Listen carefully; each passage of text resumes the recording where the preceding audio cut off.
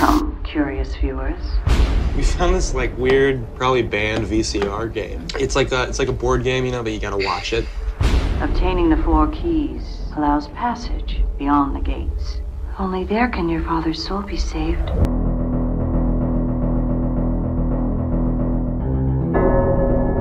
Hello and welcome to Matt's B-Movie Reviews, the show that looks at cult films that may have escaped your radar. This week I'm going to be looking at the low-budget effort Beyond the Gates, which stars Barbara Crampton.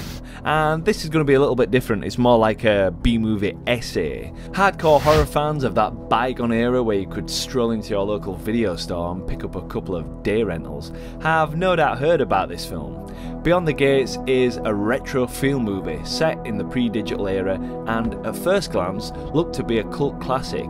However, after watching this movie myself, I have to say it fails to deliver on its promises, and ironically has become yet another movie that deserves to become a deleted title, which in itself is much like the low-budget horror that used to get churned out back in the 80s video boom. So hold tight and let's reel through this movie and check out what holds it back from greatness.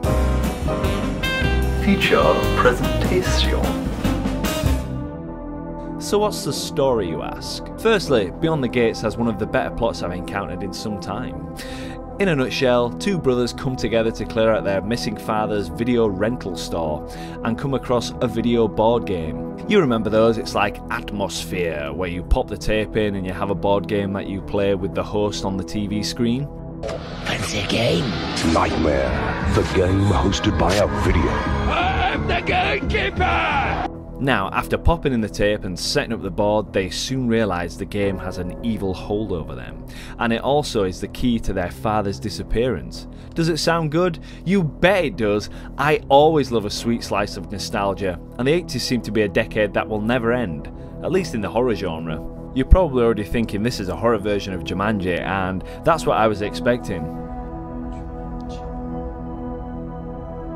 Now, after watching this trailer myself, I knew 2 things. 1, it had a cool concept and I liked it.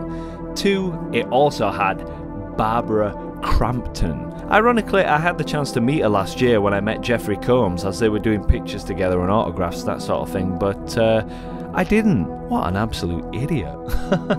I first saw Barbara in her mid-80s cult horror movie Reanimator and was impressed by her acting skills. In Beyond, they made her the on-screen video game TV host, and I think it was a stroke of genius and lifts the production level of the movie. I just wish she got a little bit more screen time because she's used very sparingly. Perhaps this makes her role even more of a treat? Possibly. Either way, I would recommend seeing the movie just for her performance alone. Now, the rest of the cast are mainly there to just drive the plot forward, and you'll be hard pressed to think of them as little else than plot pushers. We have the, in brackets, serious brother Gordon, played by Graham Skipper, and his slacker bro, John, aka Chase Williamson, who I thought was absolutely amazing in Don Coscarelli's indie mindbender, John Dies at the End, which I reviewed a few years ago on this channel, so you should go check that out. Unfortunately, neither of these actors really step up their game in this movie, and one bickering scene seems to flow nicely from point A to point B without either one showing any real emotion on screen. A shame really, because I wanted to get into their dynamic and mindset, as it would have driven the horror element up a notch. It seems the director just chose simply to have long, lingering shots of silence between them for the audience to add their own interpretation. It's the emotional connection that wasn't really there, and the director just goes for some long, lingering shots that just linger a little bit too long and don't really go anywhere. I really wanted to feel for these characters, the loss of their father and their fall from grace and their journey to band together in a way, but it never really gets going. This alone makes the movie seem hours longer than its 84-minute runtime. Oh, and one thing as well, the budget's pretty low.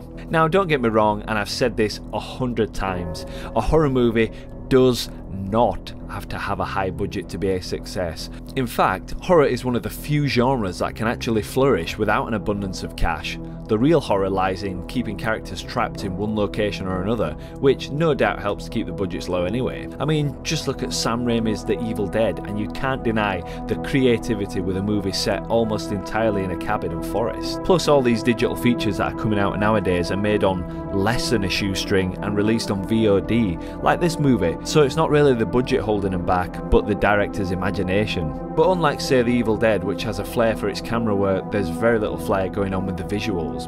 And after you realise this, Beyond the Gates is almost entirely sort of bland. And when the stakes actually get notched up, it never really pushes its boundaries, and all this talk of don't go beyond the gates and you will be changed when you go beyond the gates never really come to fruition in any sort of decent way. The movie is set pretty much in the confines of the late dad's house, and I've got to say, unfortunately, you'll be fighting the urge to press the fast forward button on your DVD player. Or VHS if you maybe got one of those retro things. The movie uses a trope that Insidious did so well and tries to venture the characters into another realm. In their case it was the further. In this movie it's heading behind those pesky gates and coming face to face with a new reality.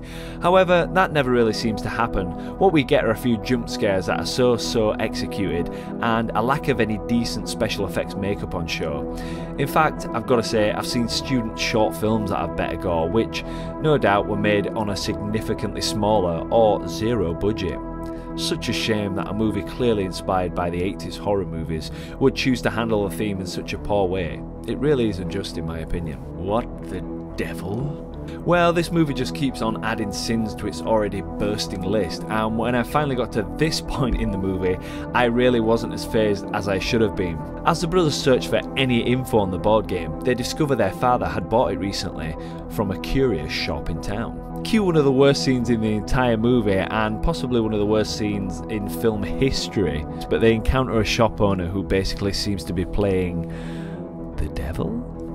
The guy's performance is not subtle, and it's laughable when he starts to say cryptic things. And I suggest you play the game. Also, he pops up again in an end credit sequence to continue the mythos of how the game gets passed on to the next victim. What could have been a genuine chilling scene, like for instance in the Final Destination movies where the characters encounter Tony Todd's character, who seems to be death in human form. This scene is laughable, and the camp acting and cheesy sort of Dracula costume really hurt the credibility of the board. And Beyond the Gates never really recovered for me from this point onwards. So overall, what should have been a fun, nostalgia-laden nod to the bygone rental era turns into a truly average and slow-paced horror flick. Stylistically, it looks good from time to time, and like I said, any scene with Barbara Crampton in is worth a look. Unfortunately, the film never gets into a comfortable groove, and you'll just be left with more questions than answers. It really could have been the Jumanji for horror fans, but instead settles into a place as a movie that will be completely forgotten. This is certainly no Stranger Things, and you'll realise that all too late after purchasing the film. I really hope you enjoy my B-movie essay on Beyond the Gates. I actually wrote this before as an article, and it's now actually up on Vocal Media. I'll leave the link in the description box below, and if you go click that link, you'll be helping my channel out. Probably get a couple of cents for you reading the article, so it's win-win. So that's about it for this B-movie review. Thanks for watching, and as usual, I hope to see you next time. Bye bye.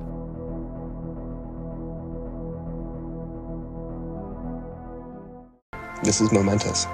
Shut up.